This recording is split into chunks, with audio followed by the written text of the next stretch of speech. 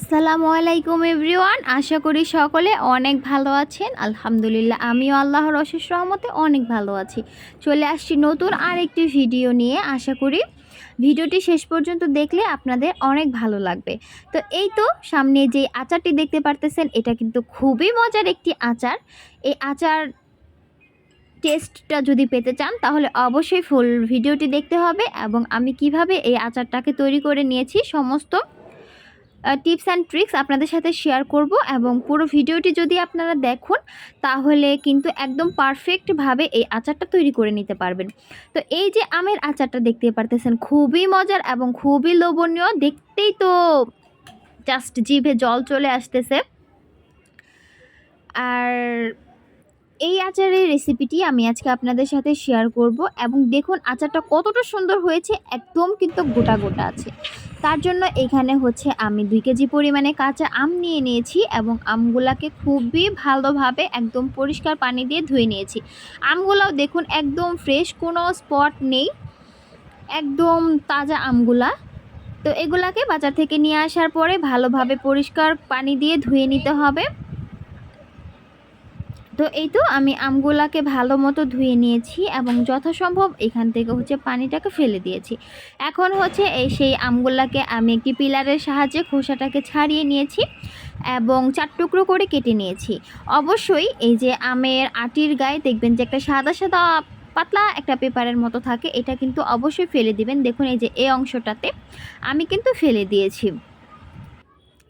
এখন এই আমগুলাকে আমি হচ্ছে চুনের পানিতে ভিজিয়ে রাখবো। তো সরি, এখানে হচ্ছে আমি যে পানিটাতে চুন দিয়েছি সেটা আমার স্কিপ হয়ে গিয়েছে। তো এখানে হচ্ছে আমি একটি বড় পাতিলের মধ্যে 1 টেবিল চামচ পরিমাণে হচ্ছে ফিটকিরি আমি একদম গুঁড়ো করে দিয়ে নিয়েছিলাম। তো ফিটকিরিটা যদি না থেকে থাকে আপনারা কিন্তু ফিটকিরি পরিবর্তে চুনটা ব্যবহার করতে পারেন। তো যেহেতু 2 ঘন্টার জন্য ভিজিয়ে রেখেছিলাম, এখন ভালো করে পরিষ্কার পানি দিয়ে এগুলাকে ওয়াশ করে নিতে হবে। তো ফিটকিরি অথবা চুন যদি দুইটাই হাতের কাছে না থেকে থাকে তাহলে অবশ্যই এখানে লবণটা দিয়ে একটু 3-4 ঘন্টার মতো ভিজিয়ে রাখতে পারেন, তাহলে কিন্তু আমটা একটু শক্ত হয়ে যাবে, তাহলে কিন্তু আমগুলা আর ভেঙে যাবে না আচার তৈরির সময়। এর কারণেই কিন্তু আমরা চুন অথবা ফিটকিরিটা ব্যবহার করব, যেন আমগুলা একদম গোটা গোটা থাকে। তো এই তো কয়েকবার হচ্ছে আমি নর্মাল ট্যাপের পানি দিয়ে কুচলে কুচলে আমগুলাকে ধুয়ে নিতেছি। এই যে আমগুলা ধুয়ে নেওয়া কমপ্লিট হয়ে গেছে। এখন দেখুন এটা কিন্তু এই অবস্থায় আছে। এখন হচ্ছে আমি একটি ট্রে নিব, এবং ছড়ানো ট্রেতে টিস্যু বিছিয়ে নিয়ে ভালো মতো এই আমগুলাকে একদম মুছে মুছে শুকনো করে নিব। আমগুলা আসলে আচারটাকে অনেক দিন পর্যন্ত সংরক্ষণ করার জন্য এই টিপসটা কিন্তু অবশ্যই আপনাদেরকে করে নিতে হবে। আমি কিন্তু কয়েকবার করে মুছে মুছে পানিগুলাকে শুকিয়ে নিয়েছি, কারণ পানির সংস্পর্শ পেলে কিন্তু আচার নষ্ট হয়ে যায়। তো খেয়াল রাখতে হবে যেন কোনোভাবে আমের গায়ে পানি লেগে না থাকে। তো এই যে একবার আমি আপনাদের সাথে শেয়ার করতেছি, এইভাবে করে কিন্তু আমি কয়েকবার করে পানি একদম মুছে নিয়েছি। তো এই কাজটা অবশ্যই একটু ধৈর্য সহকারে করে নিতে হবে।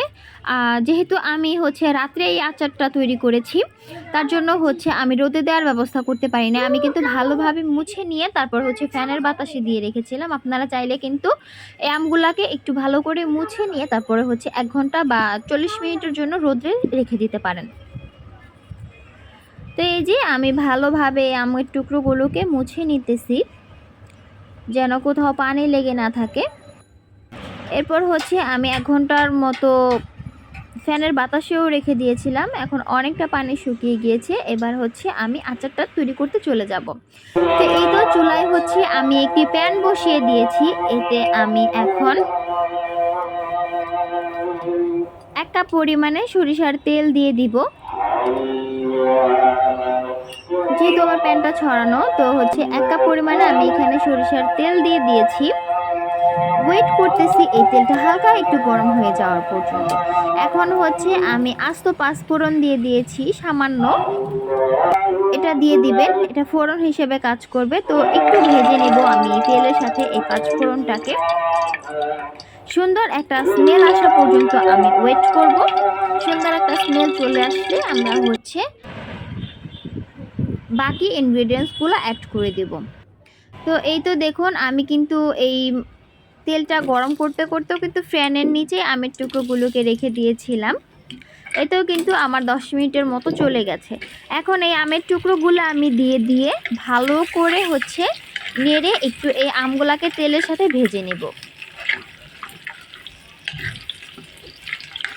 তো ধৈর্য সহকারে কিন্তু এই কাজটা করে নিতে হবে। একটু টাইম নিয়ে সুন্দর করে আমগুলাকে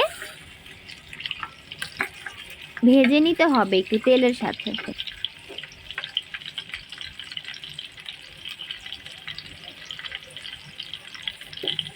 তো প্রায় অনেকক্ষণ হয়ে গেছে আমি আমগুলাকে তেলের সাথে ভেজে নিতেছি। এখন আরও ভালোভাবে ভেজে নিব। দেখুন আস্তে আস্তে কিন্তু আমের কালারটা কিন্তু চেঞ্জ হয়ে যাচ্ছে, অনেকটাই চেঞ্জ হয়ে এসেছে।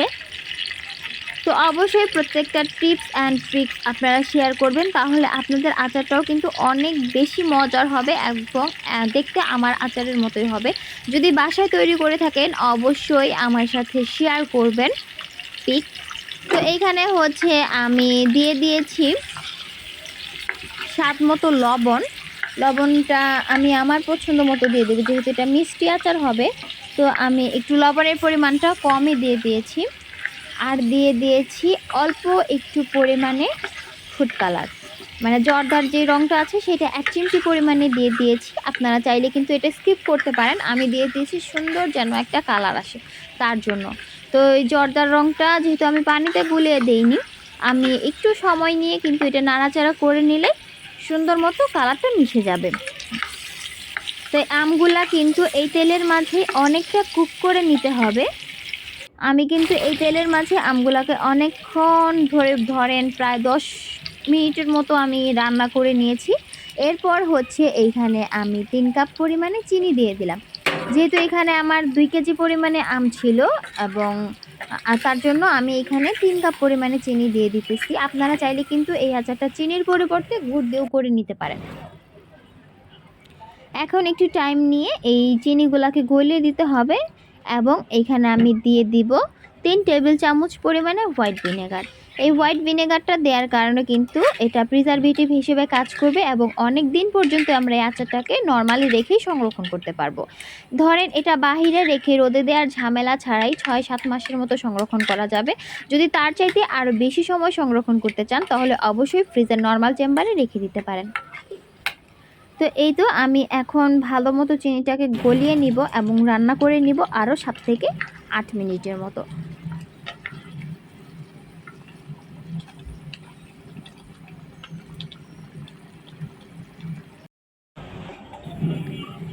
আর অবশ্যই একটা বিষয় খেয়াল রাখতে হবে, চুলার জালটা কিন্তু একদম লো টু মিডিয়াম ফ্লেমে রাখতে হবে। কোনোভাবেই চুলার জাল কিন্তু হাই ফ্লেমে রাখা যাবে না, এতে করে কিন্তু আমগুলা গলে যাবে। তো যেহেতু 2টা ধাপে এই আচারটা আমরা করব, অবশ্যই খেয়াল রাখতে হবে। আমি যে এই কথাগুলা বলতেছি, দেখুন আমটা কিন্তু অনেকটাই সেদ্ধ হয়ে গেছে, এই যে দেখুন। তো আর কিছুক্ষণের মতো আমি আজকে এই আচারটাকে জাল করে নিব।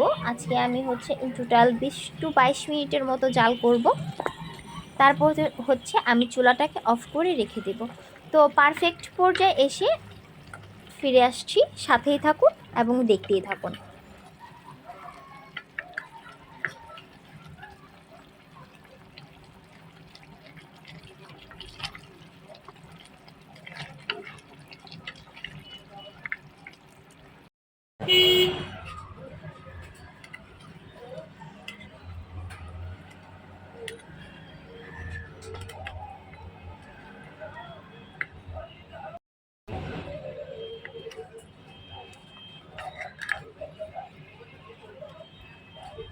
তো এই তো এখন প্রায় আমার টোটাল এই আচারটা 20-22 মিনিটের মতো জাল করা হয়ে গেছে।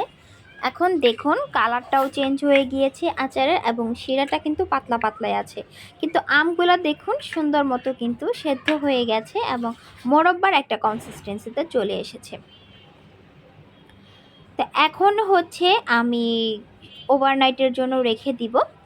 তো ফিরে এলাম সকালবেলা, যেহেতু রাত্রে আমি আমগুলাকে ওইভাবেই শিরায় ডুবানো অবস্থায় রেখে দিয়েছি।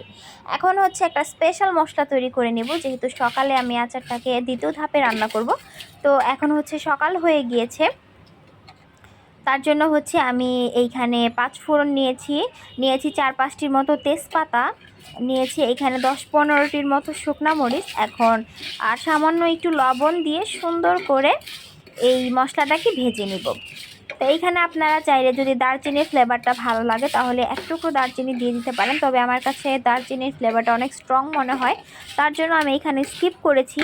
এবং দেখতেই পারতেছেন আমি এখানে একটু লবণ দিয়ে দিয়েছি। লবণ দেওয়ার কারণে কিন্তু আমাদের এই মশলাটা আর পুড়ে যাবে না, একদম সুন্দর কালার চলে আসলে এবং সুন্দর একটা স্মেল ছড়ালে আমরা হচ্ছে চুলাটা অফ করে ঠান্ডা করে নিয়ে এটাকে বেটে নিব বা গ্রাইন্ডারে গ্রাইন্ড করে নিব। আপনারা চাইলে পাটাও বেটে নিতে পারেন, তবে আমি হচ্ছে পারফেক্টভাবে ভেজে নিয়ে একটু ঠান্ডা করে তারপর হচ্ছে গ্রাইন্ডারে গ্রাইন্ড করে নিব।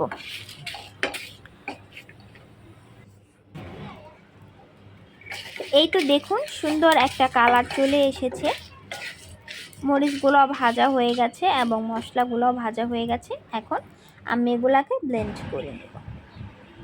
তো এই তো আমি এরকম করে একটু আস্তে আস্তে রেখেই ব্লেন্ড করে নিয়েছি, এভাবে করে নিলেই কিন্তু টেস্টটা ভালো আসে। তো দেখুন সারা রাত ওভারনাইটে রাখার পরে এগুলা হচ্ছে এটা আমার আমের আচারের লুকটা। এখন হচ্ছে বাকি কাজটা সম্পূর্ণ করার পালা। দেখুন প্রত্যেকটা আম কিন্তু আস্ত আছে, একটা আমের টুকরো কিন্তু ভেঙে যায়নি। এবং এই আচারটা খেতে যে ঠিক কতটা মজা হয়েছে সেটা যদি বাসায় তৈরি না করেন তাহলে এর টেস্টটা আসলে আমি আপনাদেরকে বলে বোঝাতে পারবো না।